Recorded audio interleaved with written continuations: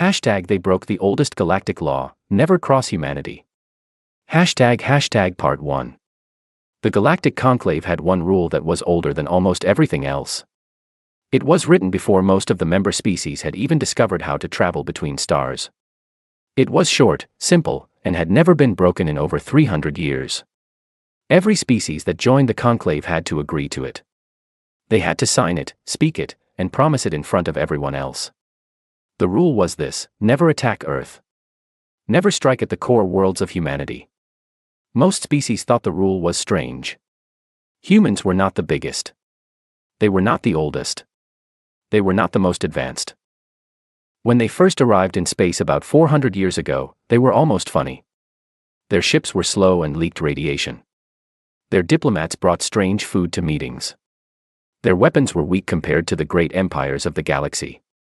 But the older species knew something the newer ones did not.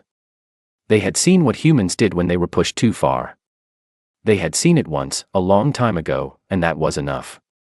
The Dravaki had been a powerful empire. They were strong and fast and had dozens of worlds under their control. About 280 years ago, they had attacked a small human colony called Kashan 4. It was a poor planet, not very important. The Dravaki wanted its resources. They thought the humans there would run or beg. They were wrong. 3 months later, a human fleet arrived at Dravaki space. It was not a clean or beautiful fleet. The ships were built from old parts, from mining machines, from cargo vessels that had been fitted with weapons. The people flying them had not slept properly in weeks. They were not calm. They were not afraid.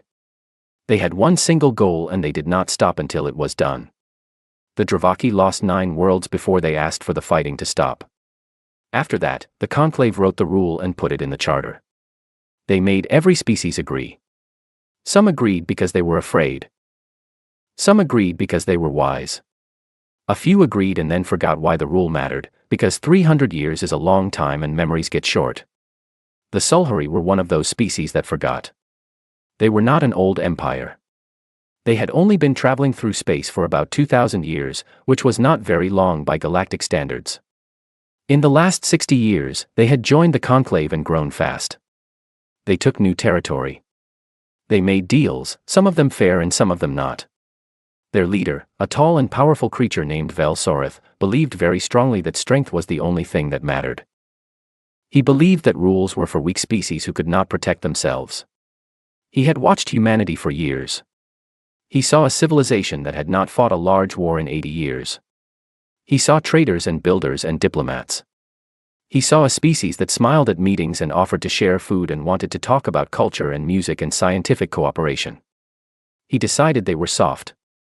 His generals were not so sure.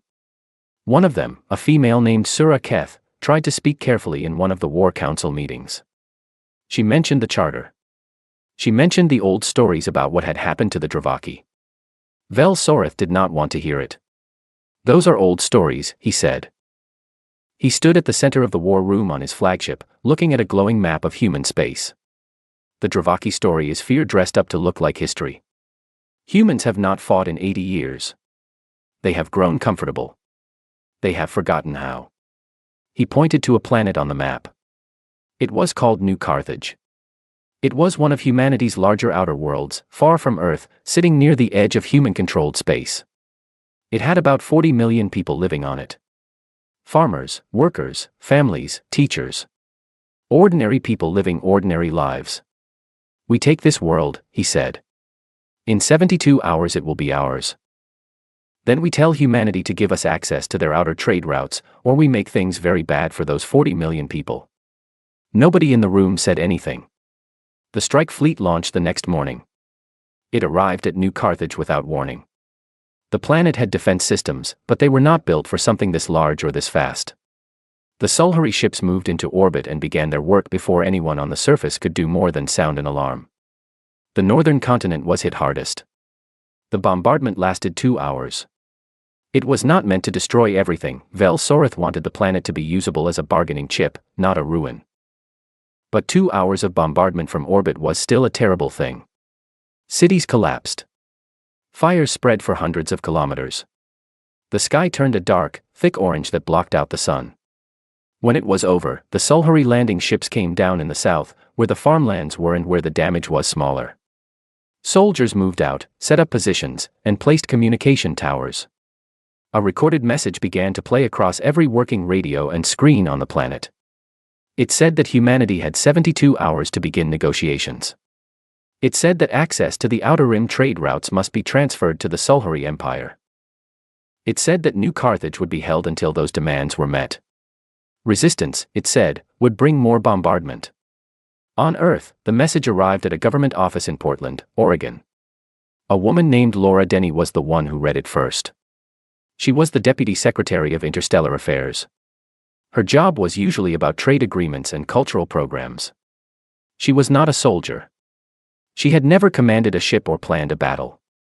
She read the message twice. Then she called Admiral Greg Holt. "Greg," she said. Her voice was very steady. They hit New Carthage. There was silence on the other end of the call for a few seconds. "How bad?" he asked. "The northern continent is still transmitting." "Barely." She paused. "They burned it." Another silence, longer this time. "I will be at the Pentagon in 20 minutes, he said. Then the call ended. Laura put down the phone and stood very still for a moment. Outside her window, Portland looked like it always did. Quiet streets. Gray morning sky. People walking to work, not knowing yet. She thought about 40 million people on a planet that was very far away, looking up at smoke where the sky used to be. Then she picked up her coat and left for the office. In the conclave, the news arrived within hours. Ambassador Yin of the Valori species sat at her station and read the report once, then again, then a third time. She was old and experienced and had seen many bad things in her years of diplomatic service. But this made her sit very still for a long time. Around her, other delegates were talking loudly. Some were shocked. Some were angry. Some, from the species allied with the Sulhuri, said nothing at all, which was its own kind of answer. A delegate named Mora stood up and said that an emergency session had to be called immediately. The charter had been violated. The oldest law had been broken. There had to be consequences. Yin agreed. But what worried her more than the law was something else entirely. She had studied human history. Not the short version that most species learned, which was mostly about their early space travel and their trade networks. The full version. The wars, the recoveries, the patterns that repeated across centuries. She had read about the Dravaki. She had read what came before that too. She sent an urgent message directly to Vel Soreth through diplomatic channels. It was not long. It said, "You must withdraw. Immediately. Whatever you believe you know about these people, you are wrong. Withdraw from New Carthage and beg the conclave for a settlement. It is not too late to beg. But that window is closing faster than you think." She sent the message and then sat quietly, watching the chamber fill with noise and argument, and she hoped very much that Vel Soreth was smarter than he had appeared to be so far. He was not. His reply came back within the hour. It was polite, which somehow made it worse. He thanked her for her concern. He said the situation was under control. He said humanity would negotiate, because that was what civilized species did. Yin read the reply. She set it down on her desk. She had done what she could. What came next was not going to be something she could stop. She could only watch it, and perhaps, if she was careful, help shape what came after. Far away on New Carthage, under an orange sky full of smoke, people were still alive. Some were hurt. Some were lost in the ruins of buildings that used to be their homes. Some were frightened in ways that would take a very long time to heal. But some of them were doing something else entirely. Some of them were already thinking about what came next. They broke the oldest galactic law, never cross humanity. Part 2. Colin Voss was 38 years old and had spent most of his adult life building things. He had worked in construction for over 15 years. He had managed projects on 4 different planets, fixing water systems, putting up buildings, organizing teams of workers under tight deadlines and impossible conditions. He was not a soldier. He had never carried a weapon in his life. He was a man who wore a hard hat and carried a tablet full of schedules and talked to people until they found a way to solve the problem in front of them. When the Sulhuri bombardment hit, He was on the eastern edge of Harrow's Point, a mid-sized city on New Carthage's northern continent. The blast that destroyed the district office 3 streets away knocked him off his feet and blew out his left eardrum. He lay in the rubble for a moment, not fully understanding what had happened. Then the sky turned orange and the air filled with smoke, and he got up, because staying down was not something he knew how to do. He spent the first 4 hours after the attack pulling people out of the ruins of buildings. He did not count how many he found alive. He stopped counting the other kind after the first hour, because that number was the kind that could break a person if they let it get too large in their head. By the time the Sulhuri landing ships came down in the south, he had 11 survivors with him in a collapsed parking structure that was still mostly standing. They had water from a broken pipe and very little food. They had a cracked radio that still worked if you held the antenna at a specific angle. The Sulhuri broadcast came through clearly enough. Colin listened to it all the way through. Then he listened again. The people around him were quiet. A woman with a broken arm. 2 teenagers who had not spoken since he found them. An older man who kept asking about his wife, and Colin kept gently telling him they were still looking. After the broadcast ended, Colin sat with the radio for a while. He was not angry yet. The anger would come later, he knew, and when it did, it would be the kind that lasts. Right now he was doing something more useful. He was thinking. He spent the next 2 hours finding more survivors. He moved carefully, staying away from the areas where he could see Sulhuri drones circling overhead. He kept the group quiet. He kept them moving. By late afternoon he had 27 people, and one of them was a woman named Dana Reeve. Dana was 41 years old. She had served 8 years in the Marine Corps before she left to grow wheat on New Carthage. She was not tall, but she was solid in the way that people are when they have spent years doing physical work in difficult conditions. She had a cut above her left eye that had dried into a dark line, and she was looking at the Sulhuri drones with an expression that Colin immediately recognized as professional evaluation. "You the one who organized this group?" she asked him. "More or less," he said. "Good." She looked around at the survivors. "We can't stay here. They'll do a ground sweep of this area within 48 hours. They want to know what's still standing and who's still here. Where do we go?" She looked at him. "There's a planetary defense depot about 18 kilometers east of here. Old installation. Looks like a grain storage facility from the outside. They won't have bombed it because there's no reason to think it's anything other than grain storage." She paused. "I know it's not grain storage because I used to run security evaluations for the Defense Department before I switched to farming." Colin thought about this for about 4 seconds. "What's inside it?" "Weapons. Equipment. Communication gear." She glanced at the orange sky. "And a tight beam transmitter that can punch a signal through jamming at short range. You think someone's coming?" Dana looked at him like he had asked if the sky was orange. "Someone's always coming," she said simply. "The question is whether we can make ourselves useful when they get here." They started moving east within the hour. Back on Earth, the Pentagon meeting room was full of people who were all trying very hard to sound calm and mostly succeeding. President Alan Burke sat at the head of the table. He was a steady man by nature, not given to large gestures or dramatic speeches. He listened more than he talked, which was one of the reasons people trusted him. He was listening now, to a room full of generals and cabinet members and 2 senators who had demanded to be present, and he was watching Admiral Greg Holt, who was saying very little and therefore the most important person in the room. General Patricia Osei, Army Chief of Staff, laid out the assessment cleanly. The Sulhuri had 41 warships in orbit around New Carthage. They had ground forces in the southern continent.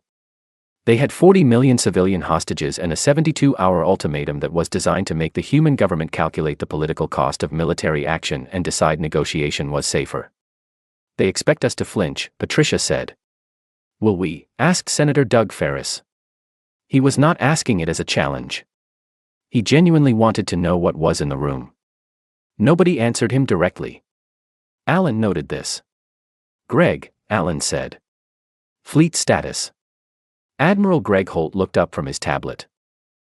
He was a compact man, not very tall, with gray at his temples and the particular stillness of someone who had made very large decisions before and understood what they cost. "The 3rd Expeditionary is ready to move," he said. "Captain Nina Salazar has the ISV Resolute prepped and can break orbit in 6 hours. The Resolute is one ship, so she's not going there to fight. She's going there to watch, map, and transmit. Give us full intelligence on fleet positions, ground deployments, everything. He set down his tablet. The 7th and 11th carrier groups are 22 days out at standard FTL speed. Non-standard? Alan asked. 16 days. The drives will need work afterward. Nobody will complain. Total mobilization. Greg's expression did not change. If we pull inter-system reserves and frontier patrol groups, we can have roughly 300 combat vessels at New Carthage within the month. That's before the civilian conversion program. Laura Denny, who had been quiet until now, looked up. Civilian conversion. The protocol has existed for 80 years, Greg said. We haven't used it. Commercial haulers above a certain size can be legally requisitioned and fitted with weapons packages. We have about 4,000 vessels in that category operating in human space right now. The room was very quiet for a moment. Alan looked at Greg. If we commit everything, he said carefully, what are we capable of? Greg Holt folded his hands on the table. The Sulhuri Empire has 19 star systems, he said. I want to be exact when I say that we can make every one of them a problem Vel Soreth regrets having. Alan Burke sat with that answer for a moment. He thought about New Carthage. He thought about 40 million people and a northern continent that was currently on fire. He thought about the Conclave Charter and the oldest law and the species that had decided it did not apply to them. He made his decision the way he made most decisions, quietly, without theater, as if it were simply the next logical step and not something that would change a great number of things for a great many years. Tell Captain Salazar to move, he said. Captain Nina Salazar got the order at 4:17 in the morning, ship time. She was already on the bridge. She had been on the bridge since the news about New Carthage came in, not because anyone told her to be there but because she was the kind of person who went to the bridge when things happened. She was 34 years old. She had commanded the Resolute for 2 years. The ship was a heavy cruiser, fast, well-armed, built for difficult situations. It was one ship, and she was about to take it to a system with 41 enemy warships in orbit. She was not going there to fight. She was going there to see. She gave the order to break orbit. The Resolute left Earth's system within the hour, its FTL drive spinning up with a low hum that you could feel more than hear if you put your hand against the hull. Nina stood at the main display and watched the star map shift as they began the 16-day burn to New Carthage. She started drafting her operational plan for what she would do when she got there. She was going to go dark, no active signals, no radar, no communication that could be detected. She would deploy reconnaissance drones on her approach. She would map everything. And she was going to need a way to talk to anyone still alive on the surface, because the people on the ground were going to be her most valuable source of information. She did not know yet about Dana Reeve or Colin Voss or the depot 18 kilometers east of Harrow's Point. But she would. In the conclave, Ambassador Yin sat through 3 emergency sessions in 2 days and watched species argue about procedure and jurisdiction and what the correct formal response to a charter violation should be. She participated when she had to. She said the right things. She made the right motions. But in the quiet moments between sessions, she was reading. Old records. Human records, specifically. She was going back through everything she had gathered over 20 years of studying this particular species, looking for the patterns she knew were there. She found what she was looking for in the records from the Dravaki conflict, and from 2 smaller incidents before that, and from the long human histories that preceded space travel entirely. The pattern was always the same. Humans would absorb a blow. They would go quiet. They would assess. And then, with a patience and thoroughness that was almost frightening, they would begin to prepare. They were preparing now. She was certain of it. She looked out at the stars through the conclave's crystal dome and hoped that Vel Soreth would be willing to end this before those preparations were complete. She suspected he would not be. She was right. They broke the oldest galactic law, never cross humanity. Part 3. The Sulhuri had set up 6 communication relay towers across New Carthage's main continent. The towers were tall, metal, and built to be hard to destroy from the ground. They handled all communication between the orbital fleet and the ground forces. They also managed the jamming signal that blocked most standard frequencies. Without them, the occupation would go partially blind, not fully, but enough to matter. Lieutenant Aaron Park had identified all 6 towers within 48 hours of arriving at the depot. He was one of 11 military survivors in Dana and Colin's group, a signal specialist who had spent 6 years in the Planetary Defense Corps before taking a civilian posting on New Carthage. He was quiet and methodical, and when he spread his hand-drawn map on the depot floor and pointed to the tower positions, everyone leaned in to look. "We can't destroy them," he said. "We don't have the equipment and the noise would bring soldiers down on us within the hour. But we don't need to destroy them." He pointed to 3 of the 6 positions. "If we take out the relay connections at these 3 points, not the towers themselves, just the underground cable junctions, we create gaps. Dead zones in their communication grid. Their orbital command will still be able to reach 2/3 of their ground forces, but there will be blind spots." "Blind spots for what?" Colin asked. Aaron looked at him. "For whoever is coming," he said. "Because someone is coming. And when they arrive, they're going to need to know exactly where every Sulhuri unit is. Every ship position. Every gun emplacement. Every command post." He paused. "We can get them that information. But only if we have a way to send it. And only if we've created the gaps they'll need to use it." Dana studied the map. "The 3 junctions," she said. "How far are they from our position?" "Junction 1 is 4 kilometers south. Junction 2 is 11 kilometers southwest. Junction 3 is 8 kilometers east, through the old river valley. Guards. Junction 1 has 2 guards on a 6-hour rotation. Junction 2 appears unguarded, it's underground and they don't seem to know it's there. Junction 3 has 4 guards plus a drone patrol every 2 hours. Dana thought for a moment. "We hit Junction 2 first. Quiet, no guards, quick in and out. Then Junction 1 during the guard change window." She looked at Aaron. "Junction 3 is the problem." "Junction 3 is the problem," he agreed. A man named Kevin Lark raised his hand from the back of the group. He was 29 years old, and in his previous life he had been an electronic warfare technician. He had come to New Carthage 8 months ago on a routine contract job, helping to upgrade some of the planet's sensor arrays. He was not particularly large or physically intimidating, but he had a very specific skill that was suddenly very relevant. "I can handle Junction 3, he said. "I don't need to destroy the junction.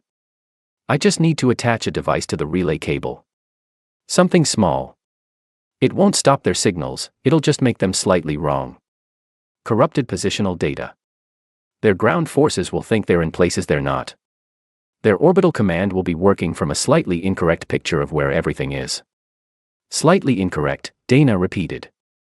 "By about 12 to 15%, Kevin said. Enough to matter in a fight. Not enough for them to immediately notice something is wrong." Dana looked at him for a long moment. "How long would you need at the junction?" 14 hours, he said. "It's a slow process. I'd have to work between drone passes, and I'd need to be very still and very quiet for most of it. You'd be lying in the open for 14 hours. In a drainage ditch, actually. It's covered. Not comfortable, but covered." Colin had been listening without speaking. He was good at that, listening until he had a full picture. Now he looked around at the group. They were an odd collection of people. A construction engineer. A former Marine who grew wheat. A signals lieutenant. An electronics technician. About 300 other survivors of varying skills and conditions, spread between the depot and 3 other nearby hiding spots. None of them had asked for this. All of them were doing it anyway. "When do we start?" he asked. Dana looked at Aaron, then at Kevin. "We start tonight," she said. 11 days after New Carthage burned, the ISV Resolute dropped out of FTL at the far edge of the New Carthage system and went completely dark. Captain Nina Salazar stood at the bridge and said nothing for almost a full minute. She was looking at the tactical display. The Sulhuri had 41 warships in a layered orbital formation. Standard defensive pattern, well-spaced, good coverage. They had also, she noticed, deployed a network of sensor drones in the outer system, which meant they were watching for exactly what she was doing. She had already accounted for this. The Resolute's stealth profile was good. Not perfect, no ship was perfect at this range, but good enough for what she needed to do, which was not fight or run but simply move very slowly and very carefully toward a position where her own drones could do their work. She deployed 17 reconnaissance drones over the next 6 hours, releasing them in small groups at irregular intervals so that no single detection event would reveal the full picture. The drones were small, cold-running, and designed to look like debris at sensor range. They spread out toward New Carthage on slow ballistic paths that would take days to arrive, which was fine, because Nina was not in a hurry. She was building a map. She was also trying to solve a communication problem.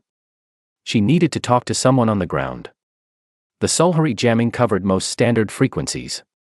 The tight beam transmitters that could cut through jamming were short-range by design. They needed a specific target at a specific position to work. She needed to know if there was anyone down there capable of operating one, and she needed to know where they were.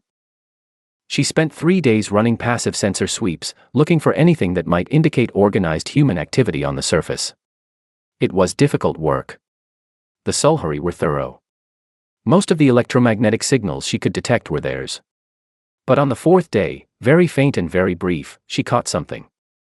A tight beam pulse. Narrowband, non-standard encoding. It was not broadcasting any meaningful data. It was more like someone testing equipment, making sure it worked, pointing it in the general direction of where a human ship might be if a human ship happened to be nearby. Nina stared at her display for a long moment. Then she smiled, very slightly, and began working on a response. At the depot, Kevin Lark was the one who saw the answering signal come back.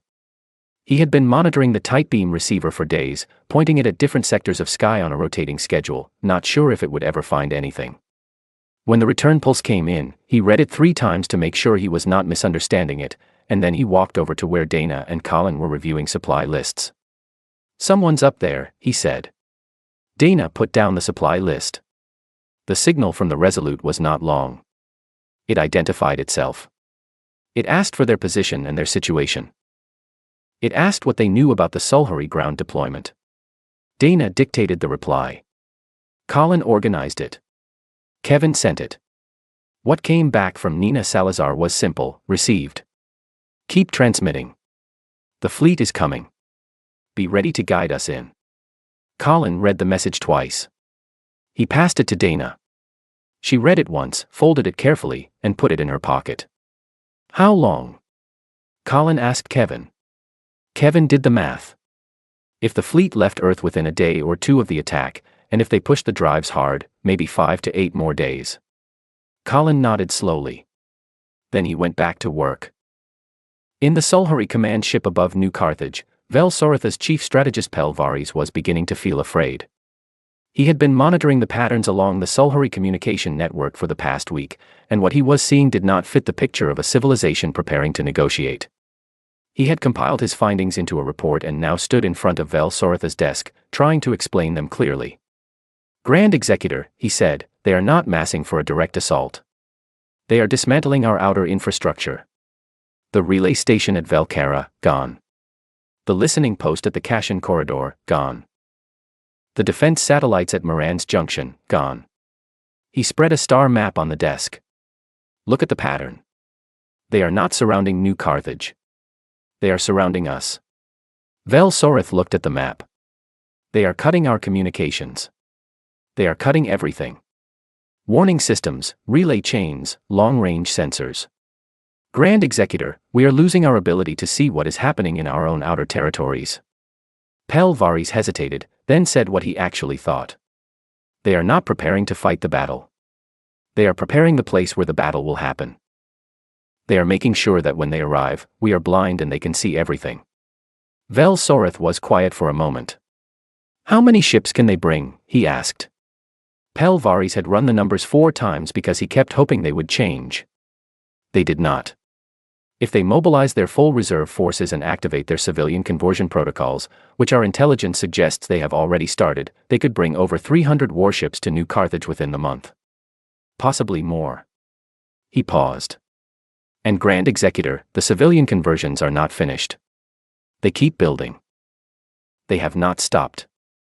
Vel Sorath stood up from his desk and walked to the observation window. Below him, the curve of New Carthage filled the lower half of his view. It was a green and blue world, mostly undamaged except for the dark scar across the northern continent where the bombardment had burned everything flat. He had expected humanity to call him. He had expected negotiations, offers, counteroffers, the slow, careful dance of political calculation. He had expected them to weigh the cost of war against the cost of giving him what he wanted. They had not called. They had sent one ship, one single ship, to his system, and he couldn't even find it. His scanners had been looking for it since the reports first came in of an unknown vessel in the outer system. Nothing. It was out there, invisible, watching. Reinforce the orbital fleet, he said finally. Request additional warships from the home system. And find me that ship. Pelvaris left to carry out the orders. Vel-Soreth stayed at the window, looking down at New Carthage, and for the first time since the operation began, he felt the quiet specific weight of a decision that could not be undone. He did not withdraw. He told himself it was because withdrawal would show weakness. He told himself the numbers were still manageable. He told himself that humanity would blink first. He was still telling himself these things 5 days later, when his outer system sensors, the ones that were still working, picked up 207 ships dropping out of FTL, #they broke the oldest galactic law, never cross humanity. Part 4. 207 ships. They came out of FTL in a staggered spread, not a single point, because a single emergence point was too easy to target and Admiral Greg Holt had not come this far to make easy mistakes. The ships fanned out across a wide section of the outer system, and within seconds of arrival, every vessel had gone to full active sensors and was sharing targeting data across an encrypted fleet-wide network. The Sulhuri fleet above New Carthage had grown. Vel-Soreth had sent reinforcements, as Pelvaris had recommended, and the number in orbit had climbed from 41 to 93 warships. It was still not enough. But 93 ships against 207 was at least a fight. 93 ships that couldn't see properly against 207 that could see everything was something else entirely. The ISV Resolute was still out there, dark and quiet, doing its work. For the past 11 days it had been collecting every piece of information the reconnaissance drones could gather and routing it through the tight beam link to the surface team and from there to the incoming fleet. By the time Greg Holt's ships arrived, he had a complete map. Every Sulhuri ship. Every orbital position. Every sensor array. Every gap and blind spot in their coverage. He knew exactly where all 93 of them were. They could not say the same about him. Captain Nina Salazar received the fleet's arrival signal in the same quiet way she received most things, calmly, already thinking 3 steps ahead. She had been in contact with Dana Reeve on the surface for over a week now. The tight beam link was reliable. Dana's reports were precise and organized, which Nina had come to expect after the first few exchanges. The woman gave information the same way she probably ran everything else, clearly, without extra words, with exactly what was needed and nothing that wasn't. The ground team had done 3 things before the fleet arrived. They had taken out 2 of the 6 communication relay junctions. Junction 1 and 2 were dead. A third of the Sulhuri ground force could no longer communicate directly with orbital command. They had to relay messages through the remaining towers, which slowed everything and created lag in their response times. Kevin Lark had spent 14 hours lying in a drainage ditch, barely moving, breathing slowly, working with careful hands in the dark between drone passes. He had attached his device to the Junction 3 relay cable without being seen. The Sulhuri positional data was now corrupted by around 12%. Their command maps showed units in slightly wrong places. Small enough that nobody had noticed yet. Large enough to matter when things started moving fast. The third thing the ground team had done was identify exactly where the civilian population was being held. Dana had spent 4 days carefully mapping the Sulhuri positions in the southern continent, using survivor reports, observed drone patterns, and 2 very careful scouting runs that she did herself because she did not want to send anyone who was not absolutely sure they could move quietly and come back. Zone 3, as Aaron Park had labeled it on his maps, was where the civilians were. 3 main population centers, about 2 million people in total. The southern cities had been spared the bombardment, but they were now under occupation. The Sulhuri had ringed them with guard posts and made it clear that any trouble from the civilian population would bring consequences. Dana's one firm rule, from the beginning, had been simple: nothing they did would put Zone 3 at more risk. Nina forwarded Dana's full map package to Admiral Holt the moment the fleet dropped out of FTL. His tactical team spent 20 minutes reviewing it. Then they began. The Battle of New Carthage lasted 4 hours and 11 minutes. It did not look like what most species would call a battle in the traditional sense. There was no dramatic opening charge, no two fleets rushing at each other head-on. What happened was more like a very fast, very organized problem-solving exercise, where one side had all the information and the other side was discovering, too slowly, how many disadvantages they were operating under. Greg Holt's fleet moved in coordinated groups. Each group had a specific set of targets, specific approach angles, specific timing. The corrupted positional data from Kevin Lark's device meant that when the Sulhuri fleet commanders tried to respond to the incoming humans, their ships were not quite where the humans' intelligence said they'd be, but they were also not quite where the Sulhuri commanders thought they were. Coordination between Sulhuri vessels broke down faster than it should have under pressure. The communication gaps that Aaron Park's team had created on the ground meant that Orbital Command was getting incomplete information from the surface. Reports came in late, out of order, contradictory. The picture that Vel Soratha's commanders were working from was blurry at the edges in ways they could not fully understand. And the Resolute, finally visible and active, served as a mobile relay node for the fleet's targeting network, filling in gaps and making sure Greg Holt's picture stayed clear while the Sulhuris got worse. The Sulhuri fleet was not incompetent. They fought hard. Several human ships took damage, and 2 lighter vessels were destroyed in the first hour when a group of Sulhuri cruisers managed a coordinated strike before the jamming on that sector was fully cleared. 312 human crew members died in those 2 ships. Greg Holt noted each loss. He did not slow down. By the 3rd hour, 43 Sulhuri warships had been destroyed or disabled. The rest were trying to reform, which was difficult because forming up requires knowing where your allies are and their positional data was still corrupted and their communications were intermittently failing. By the 4th hour, the Sulhuri fleet commander, the same Drathvel who had received Nina's initial ultimatum and laughed at it, made the decision to scatter. He gave the order to break for FTL on individual headings. It was not a retreat. It was a rout.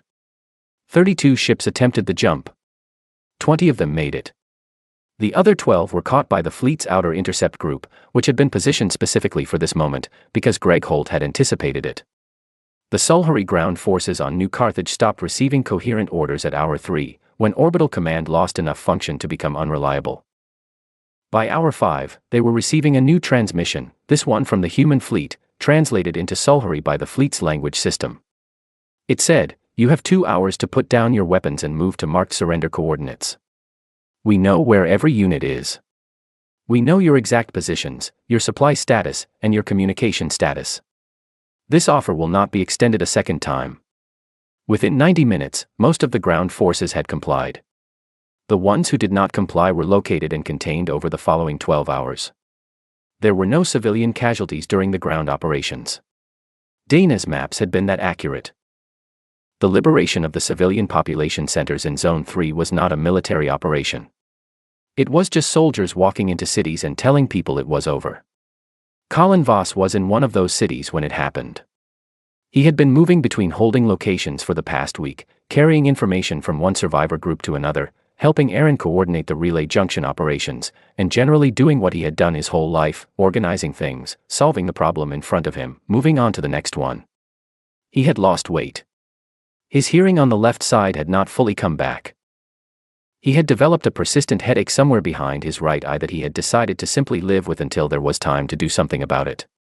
When the human ships appeared overhead and the Sulhuri drones disappeared from the sky and the occupation soldiers in the city square began receiving orders to stand down, he was standing in the doorway of a building that had once been a library, watching it happen.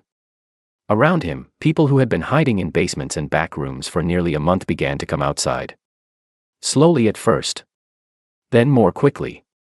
Then all at once, the way water moves when a dam gives way. Admiral Greg Holt landed at a staging area on the edge of the city 6 hours later.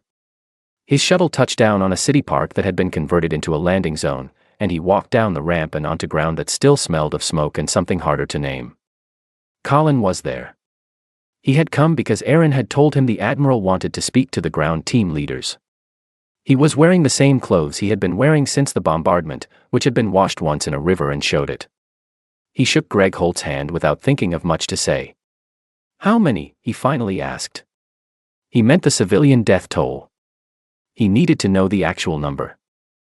Greg Holt's face was controlled in the way that people who have learned to manage weight learn to look. The final count is still being done, he said. The Northern Continent assessment will take weeks. Current estimate is between 2 and 4 million. Colin absorbed this. He looked at the ground for a moment. Dana Reeve, he said. Kevin Lark. Aaron Park. The others. They need to be recognized properly. They will be, Greg said. Colin looked up. And what happens now? Greg looked at the sky, where the fleet was visible as moving points of light among the stars. His expression settled into something that was not quite satisfaction and not quite grief and held both of them. Now, he said quietly, we go have a conversation with the Sulhuri Empire. On the surface, soldiers were moving through the ruins of Harrow's Point with rescue equipment, calling out to rubble, finding people who had survived an entire month in the wreckage. Dana Reeve had gone north with the first rescue teams, quiet and focused, doing the next thing that needed doing. Kevin Lark had been taken aboard a fleet medical ship for treatment. He had come out of the drainage ditch after 14 hours with 2 cracked ribs from lying still on broken concrete, which he had not mentioned to anyone until after the battle. New Carthage was going to take years to rebuild. The Northern Continent was going to take longer than that. There were things that would never come back. But the sky above it was clear now, and the ships in orbit were human ships, and the people coming down to the surface were coming to help. That was enough for today. Tomorrow there would be more to do, and the day after that more still. That was how these things worked. You kept going, #they broke the oldest galactic law, never cross humanity. ## Part 5. The Sulhuri throne room was designed to make visitors feel small. The ceilings were very high. The walls were carved from dark stone and covered in the names and dates of Sulhuri military victories going back 1,500 years. The floor was polished so well that it reflected everything, so that anyone who walked across it seemed to walk above a copy of themselves. The Grand Executor's chair sat on a raised platform at the far end, and the walk from the entrance to the platform was long enough to give a visitor time to feel exactly how far they had come and how much further they still had to go. Laura Denny walked across it without looking at any of it. She was the Deputy Secretary of Interstellar Affairs. She wore a plain gray jacket and carried a folder. She had 4 people behind her, 2 of them aides and 2 of them security, none of them in military uniform. She had made that choice deliberately. She was not sending a soldier to speak for humanity in this room. She was sending someone who spent most of her time reviewing trade agreements, because that was the message. Vel Soreth was already in the room when she arrived. He was flanked by 6 generals and his full court, and he was wearing the kind of formal Sulhuri dress that was meant to signal power and authority. He was very large. Most Sulhuri were larger than most humans. Vel Soreth was large even for a Sulhuri. Laura Denny did not appear to notice any of this. She sat down at the meeting table, opened her folder, and placed a document flat on the surface in front of her. "This is the settlement," she said. Her voice was clear and even. "I'll go through the main points." The room was quiet. Vel Soreth looked at the document without touching it. "The Sulhuri Empire will pay full reparations for New Carthage," Laura said. The figure is on page 4. It covers infrastructure reconstruction, emergency aid, medical programs, and long-term environmental remediation for the Northern Continent. The number is large. It is not negotiable. She turned a page. "You will withdraw all Sulhuri military assets from the 6-star systems that border human space within 90 days. Inspection by Conclave-authorized teams will verify compliance on a monthly basis for the following 3 years." She turned another page. "You will submit to a full Conclave oversight program for the next 50 years. This includes access to Sulhuri military production data, fleet movements, and territorial expansion plans. You will also provide complete records of the planning and execution of the New Carthage operation to the Conclave's War Crimes Tribunal." She paused. "A number of your senior military commanders will appear before that tribunal. Grand Executor Vel Soreth will not be among them." That surprised him. She could see it. "We've decided," she said, in the same even tone, "that it is more useful for you to remain in power as someone who understands exactly what happened here. A lesson that stays in office is more valuable than a lesson that gets prosecuted and replaced by someone who hasn't learned anything yet." Vel Soreth looked at her for a long moment. Then he said, "And if we refuse?" Laura closed her folder. She took a breath that was not a sigh and not quite a pause. It was the breath of someone who had thought about this answer for a long time and had decided to be honest. We mobilized in 30 days, she said. We built, fitted, crewed, and deployed a response fleet in 30 days. We have not stopped building since the day you hit New Carthage. The civilian conversion program is still running. The reserve fleets are still being activated. Our shipyards are still working extended shifts. She looked at him directly. We do not need you to refuse. We are already preparing as if you will. The only question is whether we stop because of this document, or whether we stop because there is nothing left to stop for. The room was very still. Vel Soratha's chief strategist Pelvari stood to the Grand Executor's left and stared at the table. He had tried, over the past 3 weeks, to explain this to Vel Sorath in a dozen different ways. He had shown him the numbers. He had shown him the patterns. He had shown him what happened to the Dravaki. He did not know if any of it had gotten through until this moment, watching his leader sit with the document in front of him and say nothing. I will have my legal staff review it, Vel Sorath said finally. Of course, Laura said. She stood. We'll be at the conclave station at Velthara. The review period is 4 days. She picked up her folder. I hope you use them well. She walked back across the long polished floor without hurrying, her footsteps quiet and regular, and did not look back. In the conclave chamber, the sessions had been running for almost a month. Ambassador Yin had done her work carefully throughout. She had made the formal motions, spoken at the right moments, supported the tribunal proposal, and made sure that the Lori position was clear and consistent. It had been exhausting in the way that important things usually are, not physically, but in the specific tiredness of caring about something complicated for a long time. On the last evening before the Sulhuri response was expected, she sat in the corridor outside the main chamber with a delegate she had known for a long time, a Fanaki named Moro. They had worked together on 3 previous situations and respected each other in the quiet way of people who have been around long enough to know what real respect looks like. How did they do it? Moro asked. His bioluminescent frills were their resting amber, calm and thoughtful. Mobilize that fast. I've been asking this since the battle. No one has given me a real answer. Yin thought about it the way she thought about most things, slowly, looking for the actual truth rather than the simple version. They don't fully stop, she said. That's the part most species miss. From the outside, humanity looks like a civilization at peace. They trade. They build. They send diplomats to every meeting and they remember everyone's names and they bring food. For 80 years they did not fight a single major war. She paused. But they kept the knowledge. They kept the protocols. They kept the legal frameworks for things like civilian conversion programs. They kept the design plans for weapons systems in archives.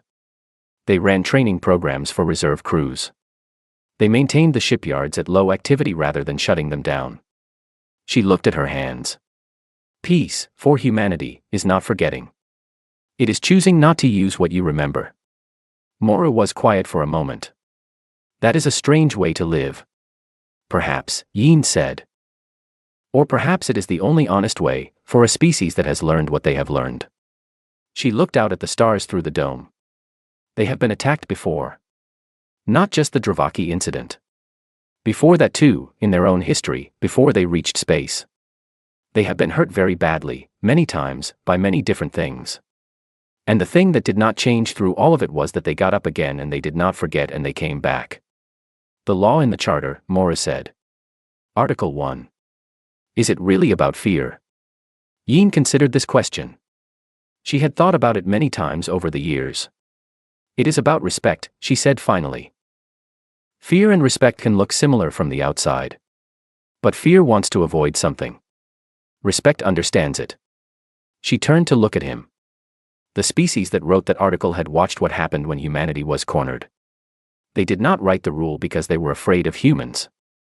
They wrote it because they understood that crossing humanity was not a military decision.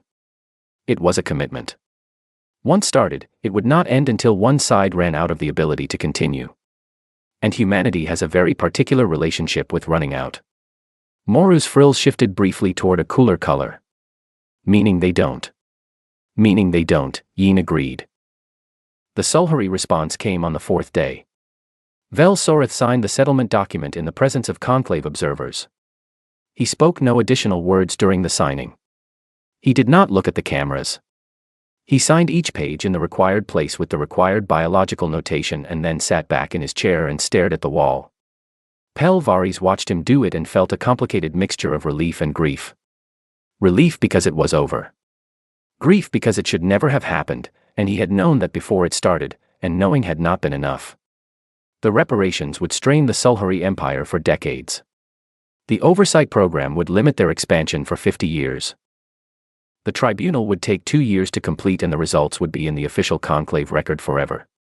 The 6 border systems would be demilitarized. The empire would survive, but smaller and quieter and watched, for a very long time. Vel Soreth had looked at humanity and seen softness. He had seen 80 years of peace and read it as weakness. He understood now, sitting in the silence of a signed document, what he had actually been looking at. He had been looking at a choice. A deliberate, sustained, careful choice that a species made every day, knowing what it meant and what it cost. They had chosen peace while being capable of exactly what had just happened to his fleet. They had chosen negotiation and trade and diplomatic meetings with food while carrying, somewhere underneath all of it, the full memory of every fight they had ever won. It was not softness. It had never been softness. It was control. On New Carthage, the work continued. Colin Voss was back on a construction site, which was where he had always been happiest, even if this particular site was the ruin of a city he had watched burn. He had a team of 400 people, a fleet of construction machines that had come down from the relief ships, and a list of priorities that was longer than anything he had ever managed before. He was fine with that. Long lists were just short lists with more patience required. Dana Reeve had gone north to the agricultural zones that were beginning the slow work of testing soil and deciding what could still grow where the atmosphere had been temporarily altered by the bombardment. She sent Colin a message every few days. Short, practical messages about logistics and resource requests and the occasional note about something she had found that was still alive in the ruins that had no right to be, which she seemed to take as a good sign. Kevin Lark had flown back to Earth for his debrief, as expected.